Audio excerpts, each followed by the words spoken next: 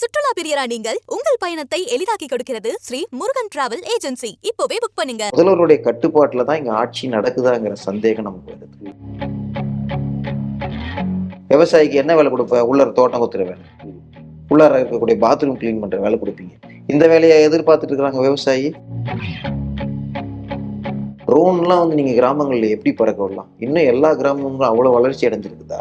எல்லா பாத்ரூம்ஸும் ஓப்பன்ல இருக்கு. வேலூர் சரக டிஐஜியும் இதுல முழுக்க ஆளும் தரப்புக்கு வந்து ஒரு அடியாள் வேலை தான் செஞ்சிருக்கிறாரு. இத்தனை ஆயிரம் ஏக்கர் எடுத்துக்கிறோம், இத்தனை ஆயிரம் ஏக்கர்ல சிப்காட் அமைச்சிட்டோம், இவ்வளவு ஏக்கர் வந்து இன்னும் இருக்கு, கொடுங்க. இப்போ நள்ளிரவு பண்ணதுன்றது ஏன்னா அங்கிருந்த மக்கள்கிட்ட பேசும்போது நிறைய விஷயம் சொன்னாங்க. கிட்டத்தட்ட ஒரு தீவிரவாதியை பிடிக்கிற மாதிரி வந்து பிடிச்சிட்டு போனாங்க அப்படின்றத சொல்றாங்க. இப்போ அந்த தருணம்ன்றது எப்படி இருந்துச்சு? ஏன்னா இப்போ நீங்களும் அதுக்குள்ள இருப்பீங்க, அங்கே உள்ள மக்கள்கிட்ட பேசியிருப்பீங்கன்னு நினைக்கிறேன். என்ன அன்னைக்கு நடந்தது? என்ன அன்னைக்கு நைட் நடந்தது? அன்னைக்கு இரவு வந்து இவங்க எல்லாரையும் கைது பண்ணணும், முன்னணி சக்திகள் எல்லாம் கைது பண்ணணும்னு திட்டம் போட்டிருக்குது. அப்போ தனிப்படைகள் நிறைய அமைச்சிருக்காங்க. ஏற்கனவே வந்து இதில் இந்த டிஐஜியும் வந்து இந்த வேலூர் சரக டிஐஜியும் இதில் முழுக்க ஆளும் தரப்புக்கு வந்து ஒரு அடியாள் வேலை தான் செஞ்சுருக்கிறாரு. எஸ்பி மட்டும் கிடையாது. இதில் அவரும் வந்து தொடர்ந்து நாங்கள் சும்மா போராட்டம் பண்ணிட்டு இருக்கோம். அந்த நேரத்துலலாம் 4 மாவட்டத்திலிருந்து இப்போ கொண்டு வந்து காவல்துறை கொண்டு வந்து இறக்கி பயமுறுத்தக்கூடிய வேலைகளை தொடர்ந்து செஞ்சுட்டு இருக்கோம். இப்போ டிஐஜியோட இன்வால்மெண்ட் இல்லாமல் இது நடந்திருக்காது. அப்போ நடந்திருக்குது. இந்த அரெஸ்ட்டுக்கும் அந்த மாதிரி தான் இவங்க தனி ஸ்பெஷல் டீம்ஸ் நிறைய இறக்கி யார் யாரெல்லாம் முன்னணி சக்திகளாக அவங்கெல்லாம் அந்த ஒரு குறிப்பிட்ட நேரத்துக்குள்ளார கைது பண்ணதோடு இல்லை, கைது பண்ணி அனுப்பிச்சிட்டு தொடர்ந்து ஆயிரக்கணக்கான காவலர்களை வந்து கிராமங்களில் இறக்கி அங்கே ட்ரோன், அதுதான் எங்கள் விஷயமே. இது வந்து மிகப்பெரிய அதிகார மீறல். ட்ரோன்லாம் வந்து நீங்கள் கிராமங்களில் எப்படி பறக்க விடலாம்? இன்னும் எல்லா கிராமங்களும் அவ்வளோ வளர்ச்சி அடைஞ்சிருக்குதா? எல்லா பாத்ரூம்ஸும் ஓப்பன்ல இருக்கு. எப்படி இவங்க வந்து ட்ரோன்லாம் பறக்க விடலாம்? மிகப்பெரிய அத்துமீறல் நடந்திருக்குது. இந்த அத்துமீறலாம் வச்சு உள்ள போனவங்க ஒரு பிரச்சனை இல்லை, ஜெயிலுக்கு போனவங்க, ஆனால் வெளியிருக்கிற மக்களை இவர் பயமுறுத்துறாங்க. பார்த்தீங்களா? முக்கிய நிர்வாகிகள் எல்லாம் கைது பண்ணும்போது இங்க இருக்கிற மக்கள் வந்து தலைவனை இழந்த படை மாதிரி தானே இருக்கும். அப்போ அந்த மாதிரி மக்களுக்கு வந்து பெரிய உளவியல் பாதிப்புகள் ஏற்படுத்தி பக்கத்து வீட்டில் போய் பேச கூட முடியாத அளவுக்கு காவல்துறை வந்து நெருக்குது. 6-7 ட்ரோன் பறந்து இவர்களை வந்து ஒரு பயமுறுத்தக்கூடிய வேலைகளை செஞ்சிருக்குது. மக்கள் ஒரு 4 நாள் 5 நாள் கொஞ்சம் அந்த ஒரு பயம் இருந்திருக்குது. ஆனா அதுக்கப்புறம் அவங்க தெளிவாயிட்டாங்க. நிச்சயம் நம்ம தான் போராடி ஆகணுங்கிறதுல தெளிவாயிடலாம். இப்போ 8 வழி இப்படிங்க 2 ஆட்சியிலையும் ஒரு முக்கியமான போராட்டத்துக்குள்ள இருந்த ஆளா இருக்கீங்க. அந்த போராட்டத்தை முன்னெடுத்த போராட்டத்துல கலந்து கொண்ட ஒரு முன்னணி நபரா இருக்கீங்க. 8 வழி சாலை போராட்டத்தை பொறுத்த வரைக்கும் பார்த்தோம்னா அது வந்து ஒரு விவசாயிகள் சேர்ந்து பண்ண போராட்டம்னாலும் ஒரு ஒரு ஒரு பஞ்சா இல்லை. அவங்க ஒவ்வொரு இடத்துல இருக்காங்கன்றப்போ அதை டைல்யூட் பண்றதுக்கான அதை ஒட்டுமொத்தமா ஒரு ஆர்கனைஸ்டா இருக்கிறதுக்கான களம் ரொம்ப கம்மி. இங்க சிப்காட்டோட அதை கம்பேர் பண்ணி பார்க்கும்போது இங்க வந்து ஒரு குறிப்பிட்ட மக்கள் இருக்காங்க, அவங்க வந்து ஆர்கனைஸ்டா இருக்காங்க, அதுக்காக ஒரு குழு அமைக்கிறாங்க, என்ன ஆனாலும் நாங்க போராடுவோம். நீங்க சொன்ன மாதிரி தொடர்ச்சியா போராடிட்டு இருக்காங்க. இப்ப நீங்க இந்த 2 போராட்டத்துக்குமான வித்தியாசமா என்ன பாக்குறீங்க? 2 போராட்டத்துல 2 விதமான கவர்மெண்ட் இருக்கு. இந்த 2 அரசாங்கமும் இந்த போராட்டத்தை எப்படி அணுகுனாங்க அப்படின்றது நீங்க என்ன நினைக்கிறீங்க? 2 அரசாங்கமும் போலீஸை ஏவி விட்டுட்டு போலீஸை வந்து தன் இயல்பா நடந்துக்கோங்க அப்படின்ற மாதிரி விட்டாங்க அப்படிங்கிறதான் பார்க்க முடியுது. 8 வழி சாலையில் என்ன நடக்குதுன்னா, போலீஸ் வந்து எல்லை மீறி நடக்குது. நீதிமன்றம் அந்த நேரத்தில் அவர்களுக்கு கொஞ்சம் கொட்டு வச்சு அவர்களை அடக்கி வாசிக்க சொல்லுது. அதனால அங்க வந்து இல்லை. இங்க என்ன நடந்தது அப்படின்னா, இங்க காவல்துறை உங்களுக்கு பாதுகாப்பு தான் இருக்கிறோம்னு சொல்லி அமைதியா இருந்துட்டு தேவைப்படும் நேரத்துல தன்னுடைய பலத்தை காமிச்சு இந்த போராட்ட பந்தலையே எடுத்துட்டு போனது வந்து மிகப்பெரிய ஒரு இதுதான். அப்போ என்னை பொறுத்த வரைக்கும் 2 ஆட்சியிலையுமே வந்து ஒரு பெரிய மாறுதல்கள் இல்லை. ஆனா திமுக ஒருவேளை எதிர்கட்சியாவே எப்பயும் இருந்துச்சுன்னா மக்களுடைய பிரச்சனைகள் நிறைய வெளியே பேசப்படுமோன்னு தோணுது. எதிர்கட்சியாக இருக்கும் பொழுது மட்டும் எல்லா விவசாயிகள் போராட்டத்துக்கும் வராங்க, ஆளுங்கட்சியா வந்த உடனே எல்லாத்தையும் மறந்துடுறாங்க. அப்போ திமுக எதிர்கட்சியா இருக்கிறதுக்கு தான் தகுதியா இருக்குமோ அப்படிங்கிற மாதிரி தோணுது. இவர்கள் என்னன்னா விவசாய மக்களை வந்து ரொம்ப ரொம்ப அண்டர் எஸ்டிமேட் பண்றாங்க அப்படிங்கிறது தான் காட்டுது. எல்லாம் காசு கொடுத்து ஓட்டு வாங்கிக்கலாம் அப்படின்னு நினைக்கிறாங்க. நிச்சயம் அதே நிலையெல்லாம் தொடராது. நீங்க இந்த விவசாயிகள் மீது குற்ற சட்டம் போட்டு இன்னைக்கு தமிழ்நாட்டில் இருக்கக்கூடிய அனைத்து விவசாயிகளும் விவசாய சங்கங்களும் சேர்ந்து போராடினதை பார்த்துருப்பீங்க. தொடர்ந்து இந்த திமுக அரசோ இல்லை இனி வரக்கூடிய எந்த அரசும் விவசாயிகளை இனி ஏமாத்தி நம்ம நிலத்தை எடுத்துடலாம் அப்படிங்கிற இதுல வராம எப்படி தொழில் வளர்ச்சியும் விவசாயத்தையும் சேர்த்து கொண்டு போகணுங்கிற மாதிரியான கொள்கைகளோட வரணும் அப்படிங்கிறதா கோரிக்கை. இப்போ பரந்தூர் விமான நிலையம் அமைக்கிறதுக்கான நிலம் கையகப்படுத்துகிற போராட்டம் பல மாதங்களாக தொடர்ந்துட்டு இருக்கு.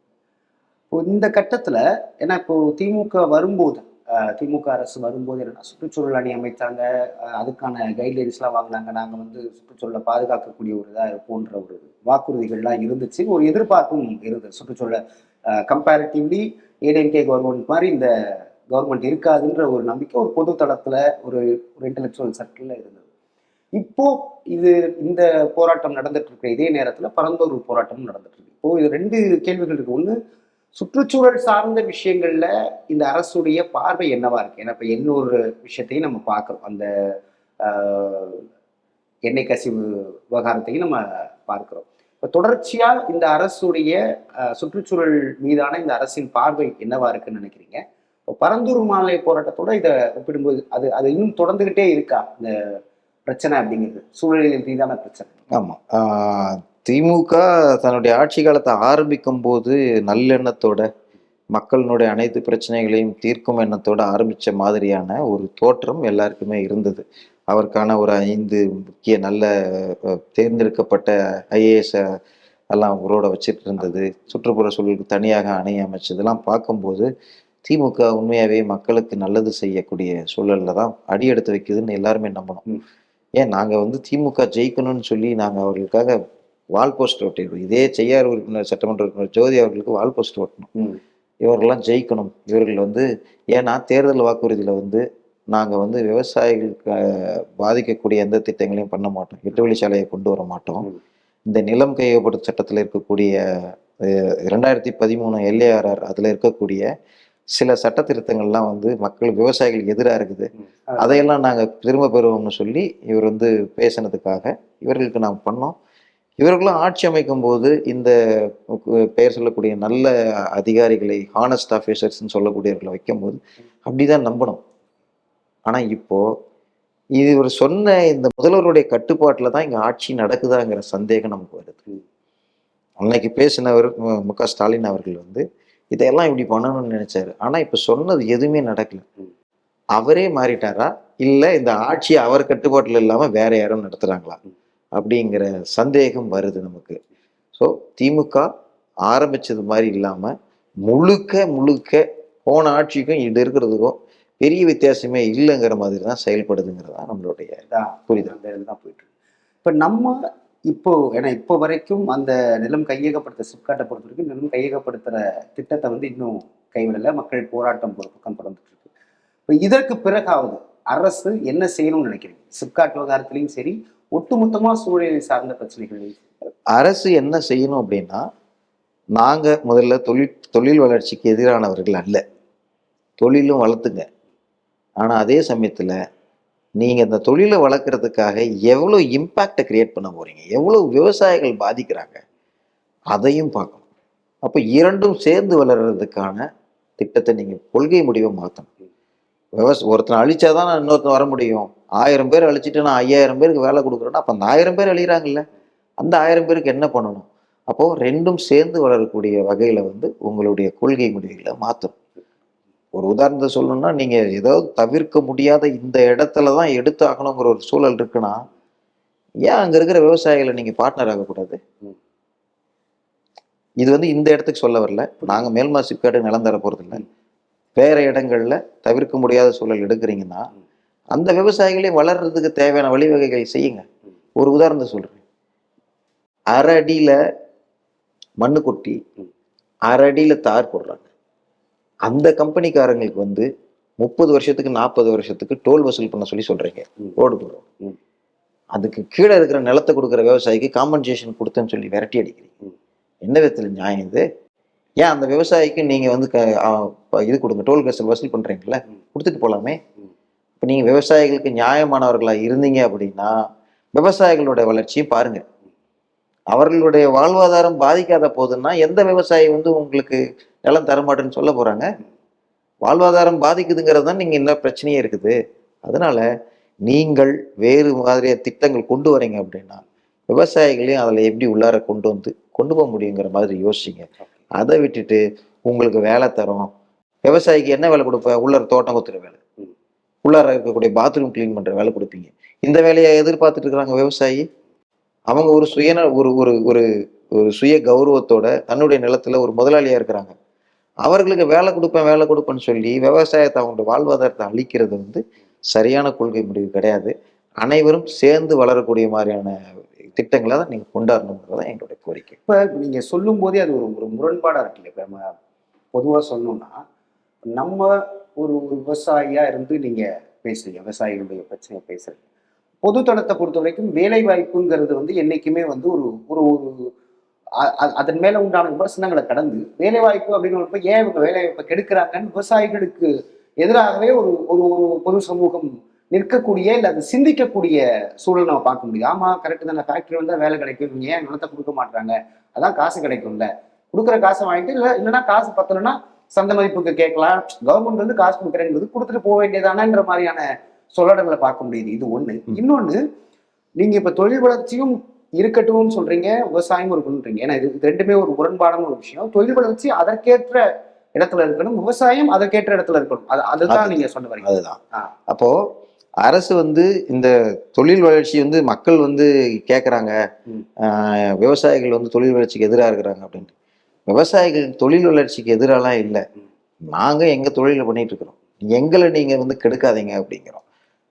2-3 விஷயங்களா நாம இதை பார்க்கணும். ஒண்ணு, கொடுக்குற இழப்பீடை வாங்கிக்கலாம், இழப்பீடு பத்தலைன்னா நீங்க கேட்டு வாங்கிக்கலாம் அப்படிங்கிறாங்க. யார்கிட்ட போய் கேட்டு வாங்குறது? இந்த அரசாங்கத்துக்கிட்ட தான். இது வரைக்கும் சிப்காட்டுக்கு எடுத்துக்கிற நிலத்துக்கலாம் யார் யாருக்கு எவ்வளவு கொடுத்தாங்கிற புள்ளி விவரத்தை அரசாங்கம் வெளியிட்டு இப்ப இருக்கிற விவசாயிகள் என்ன சொல்றாங்கன்னு கேட்போம். நீங்க ஒரு ஏக்கர் நிலம் 25 லட்சம் 30 லட்சம் விற்குது, உங்களுடைய கைட்லைன் வேல்யூ 1,30,000 வச்சுக்கிறீங்க. அந்த கைட்லைன் வேல்யூலேருந்து நான் 2.5 மடங்கு தரேன் 3 மடங்கு தரேன்னு சொல்றீங்க. ஆனா அந்த கைட்லைன் வேல்யூ தான் மார்க்கெட் வேல்யூ நீங்களே சொல்லிக்கிறீங்க. ஆட்சியில் இருக்கிறீங்களே, அதிகாரத்தில் இருக்கீங்களே, உங்களுக்கு தெரியாதா கைட்லைன் வேல்யூ வேற மார்க்கெட் வேல்யூ வேறன்ட்டு? உங்களுக்கு தெரியாதா? தெரியுமா? தெரியுது அப்படின்னா நீங்க நடிக்கிறீங்க, ஏமாத்துறீங்க, மக்கள்னு தெரியுதுல்ல. இது வரைக்கும் எந்த கிராமத்துல எத்தனை ஊர்ல நீங்க மார்க்கெட் வேல்யூல நிலம் கொடுத்து காசு கொடுத்துருக்கீங்க? சரி, அதுக்கு உதாரணம் இங்க இருக்குது. திருவண்ணாமலை மாவட்டம் இப்ப இருக்கக்கூடிய செய்யாறு சிப்காட்ல ஒரு குடும்பம் மட்டும் 7 நபர்கள், அவங்க பேர் என்ன ஞாபகங்கள் வந்திருந்தாங்க, அவர்களுடைய நிலத்தை சிப்காட்டுக்கு அவங்க தரல, ஏற்கனவே எடுத்துட்டாங்க சுத்தி. இவர்கள் என்ன கேட்டிருக்காங்கன்னா, நிலம் தரமாட்டேன்னு சொல்லல, எனக்கு பக்கத்துல 1.5 கோடி ரூபாய் அந்த நிலம் வித்திருக்குது, அந்த ரேட் எனக்கு கொடுங்கன்னு நீதிமன்றத்துல வழக்கு போடுறாங்க. நீதிமன்றம் அதன்படி கொடுங்கன்னு சொல்லி தீர்ப்பு கொடுத்துருது. இவர்கள் 2 வருஷத்துக்கு அந்த நிலத்து பக்கமே போகாம அதுக்கப்புறம் போயிட்டு அந்த வீட்டுல இருக்கிற அத்தனை பேர் இப்ப 6 மாசத்துக்கு முன்னாடி நான் சொல்றது ரிமாண்ட் பண்ணிட்டு 5 நாள் உள்ளார வச்சிருந்துட்டு வர்றதுக்குள்ளார அவங்க நிலத்தை மொத்தத்தையும் மண்ணு கொட்டி அந்த நிலத்தை அபகரிச்சிச்சு. இது ஒரு அரசாங்கம் செய்யற வேலையா? நீங்க சொன்னீங்கல்ல, உங்களுக்கு போதுமான பணம் கிடைக்கலன்னா நீங்க நீதிமன்றமோ எங்கேயோ போய் வாங்கிக்கன்னு சொன்னீங்கல்ல. நீதிமன்றம் போய் தீர்ப்பு வாங்கிட்டு வந்தார்ல, அந்த தீர்ப்பை செயல்படுத்த அந்த கவர்மெண்ட்டு அப்புறம் எப்படி விவசாய நிலத்தை கொடுப்பான்? எப்படி விவசாயி வந்து நீங்க வந்து வேலை வாய்ப்புக்கு வந்து எதிராக இருக்கிறாங்கன்னு நீங்க சொல்லலாம்? என் வாழ்க்கையை அழிச்சிட்டு தான் நீங்க இன்னும் 2 பேருக்கு வாழ்க்கை கொடுப்பீங்க அப்படின்னா அது நான் ஒத்துப்பேன். நான் எதுக்கு உங்களுக்காக நான் பொதுநலவாதியா இருக்கணும்? அப்போ விவசாயி ஒவ்வொருத்தரும் நினைக்கிறது தான், என் வாழ்க்கையை அழிச்சிட்டு நீ என்னப்பா வேலை கொடுக்குற? சரி, வேலை எல்லா இடத்துலையும் வேலை கொடுத்துட்டாங்க, சாப்பாட்டுக்கு என்ன பண்றது? எங்க வாங்கிட்டு வர்றது? இப்பயே பிளாஸ்டிக் வச்சு வந்துருச்சு, அதை வச்சுன்னு பேசுறீங்கல்ல. இங்க இருக்கக்கூடிய நம்ம ஊர் விவசாயியை தயாரிக்கும் போதுதான் குறைஞ்சபட்சம் ஒரு இருக்கக்கூடிய நபர்கள்ல ஒரு 50% நபர்கள் நேரடியாக இந்த பகுதிகளில் இருந்து தனக்கு தேவையான உணவு வாங்கிக்கிறாங்க. நாளைக்கு உணவுகள் வந்து வேற இடத்துல இருந்து நான் வந்து இறக்குமதி பண்ணி தான் சாப்பிடணுன்ற சூழல் வருதுன்னா, அன்னைக்கு அவர்கள் நினைத்த விலை தான் விற்கிறாங்க அப்படின்னா வேலை போயிருக்கிறவங்களோட நிலைமை என்ன ஆகிறது?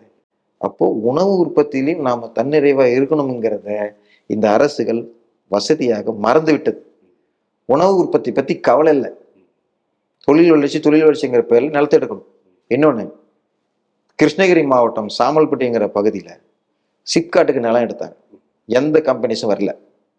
அங்கே இருக்கக்கூடிய அந்த அந்த சிப்காட்டுக்குள்ளே இருக்கக்கூடிய நிலத்தோட மதிப்பை 85% குறைச்சிருக்கிறாங்க. குறைச்சிட்டு அதை வந்து கேட்குற நபர்களுக்கு விற்றுருக்குறாங்க. இப்போ அது வாங்குறவங்க யாரு? ஆளுங்கட்சி நபர்களாக இருக்குன்ற சந்தேகம் வருது. அவர்கள் சார்பான நிறுவனங்களுங்கிற சந்தேகம் வருது. தொடர்ந்து நான் சிப்காட் நிலம் இப்போ ஏற்கனவே எடுத்திருக்கிற அத்தனை நீங்கள் வெள்ளை அறிக்கையாக கொடுங்க. இத்தனை 1000 ஏக்கர் எடுத்திருக்கிறோம், இத்தனை 1000 ஏக்கரில் சிப்காட் அமைச்சிட்டோம், இவ்வளோ ஏக்கர் வந்து இன்னும் இருக்குது கொடுங்க. இல்லை இத்தனை 1000 கம்பெனிஸோட புரிந்துணர்வு ஒப்பந்தம் போட்டோம், இவ்வளோ தேவை இருக்குது வெளியிடுங்க.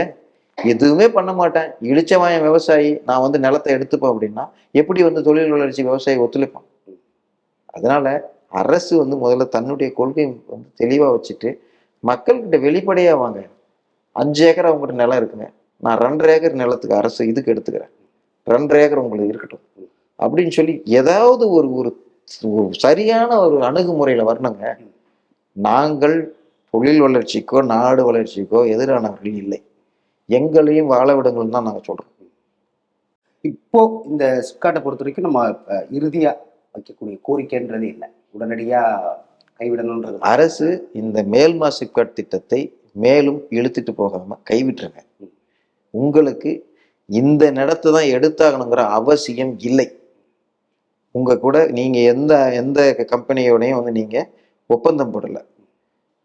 இந்த இடம் தான் வேணும் அப்படின்னா வெளிப்படையாக சொல்லுங்க, நாங்கள் இனிமேல் சிப்காட்டுக்கு நல்ல முப்போகம் விளையக்கூடிய இடம் தான் எடுப்பேன்னு சொல்லி வெளிப்படையாக அறிவிப்பு கொடுங்க. அப்போ தெரியும் உங்களுக்கு என்னன்னு சொல்லிட்டு. ஸோ இது அமைச்சர் ஏவவேலுடைய தனிப்பட்ட ஈகோ பிரச்சனை இல்லை, ஈகோன்னு சொல்லணுங்க. நீங்கள் என்ன போராடுறது, நான் என்ன விட்டுறது அப்படிங்கிற ஈகோ பிரச்சனையில் தொடர்ந்து அந்த இடத்த வந்து விட மாட்டேன் அப்படின்னு சூழ்நிலை இருக்கீங்க.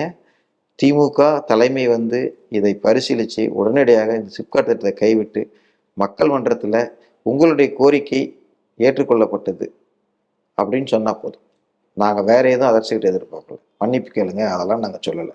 சாதாரணமாக நீங்கள் உங்களுடைய கோரிக்கை ஏற்றுக்கிட்டோம், நாங்கள் கைவிடுறோம்னு சொல்லி சொல்லுங்கள், அதுதான் நாங்கள் கேட்டுக்கிறோம். ஓகே, இப்போது குண்டர் சட்டம் ரத்து செய்து 1 வாரம் காலகட்டம் இருக்குன்னு நினைக்கிறேன். இப்போ இந்த 1 வார காலகட்டம் எப்படி இருந்தது, குடும்பத்தினருக்கு எந்த அளவுக்கு இதாக இருந்தது, அவங்களுடைய அடுத்த கட்ட அரசியல் நகர்வுன்றது எப்படி இருக்கும்? இந்த குண்டர் சட்டம் ரத்து பண்ணது வந்து எனக்கு மகிழ்ச்சிங்கிறத விட என்னோடு பயணித்த மக்களுக்கு மிகப்பெரிய மகிழ்ச்சி. என் குடும்பத்தாரும் வந்து ரொம்ப மகிழ்ச்சியாக இருந்தாங்க. இந்த அடுத்த கட்ட நகர்வு அப்படிங்கிறது என்னை அடையாளப்படுத்தியிருக்கிறீங்க. குண்டாஸ் விவசாயி அப்படின்னு சொல்லி என்ன அடையாளப்படுத்தியிருக்கிறீங்க. நான் குண்டாஸ் விவசாயியாகவே இருந்துக்கிறேன், பிரச்சனை இல்லை. எங்கள் விவசாயிகளை நீங்கள் தொடர்ந்து தொந்தரவுப்படுத்தக்கூடிய வேலைகள் நீங்கள் செய்யாதீங்க. இந்த அரசியல் அப்படிங்கிறது மக்கள் அரசியல் நாம் பண்ணுறது, உங்கள் மாதிரி தேர்தல் அரசியல் நாங்கள் பண்ணல. எங்கள் மக்களுக்கு, விவசாய மக்கள் என்னை போன்றவர்கள் வந்து விவசாயம் பண்ணுற வரவங்க வந்து பாதிக்கக்கூடாது அப்படின்ற அந்த கோணத்தில் நாங்கள் விவசாயிகள்கிட்ட தொடர்ந்து நிற்போம். ஓகே, நன்றி. சுற்றுலா பிரியரா நீங்கள் உங்கள் பயணத்தை எளிதாக்க ஒரு சீக்ரெட். ஸ்ரீ முருகன் டிராவல் ஏஜென்சில உள்நாடு வெளிநாடுன்னு நினைச்ச இடத்துக்கு பிடிச்சவங்களோட போக இப்பவே புக் பண்ணுங்க. Shri Murugan travel agency. உலகம் ரொம்ப வேகமா போய்கிட்டு இருக்கு. நம்ம அப்டேட் ஆகலைன்னா, நம்மளை சுத்தி என்ன நடக்குதுன்னு நம்ம தெரிஞ்சுக்கலன்னா காணாம போயிடுவோம். அரசியல், சினிமா, முதலீடு, ஆன்மீகம், விவசாயம் உள்ளிட்ட அனைத்தையும் விரல் நுனியில தெரிஞ்சுக்க விகடன் ஆப்பை டவுன்லோட் பண்ணுங்க. விகடன் டிஜிட்டல் இதழில் சப்ஸ்கிரைப் பண்ணுங்க. லிங்க் டிஸ்கிரிப்ஷன்ல இருக்கு. நன்றி.